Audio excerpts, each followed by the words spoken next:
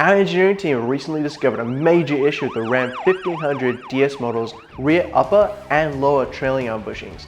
Keep watching this video to see how you can fix it. The Ram 1500 is known as a really excellent vehicle with plenty of power and torque and coil springs all around. But all that power and torque is transferred directly to the rear axle, which affects the rear trailing arm bushes, leading to premature wear and even failure at low mileage. When these bushes start to fail, it allows the rear axle to walk around, leading to handling issues, wheel alignment issues, and also vibrations. Our engineering team have created this bushing kit to solve that problem. The bushings are made from a high duro, which means they're far more durable. They're also backed by a lifetime warranty and are maintenance free. This will fix any issues related to the rear axle walking around, allowing you to put power to the ground without any concern.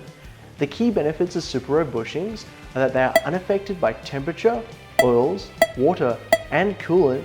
Additionally, there is no increased noise vibration harshness compared to rubber bushings. If you want to learn any more about this solution or other products that we sell, head to our website or click the link in the description. If you do have any questions though, feel free to leave a comment below and I'll be happy to answer them.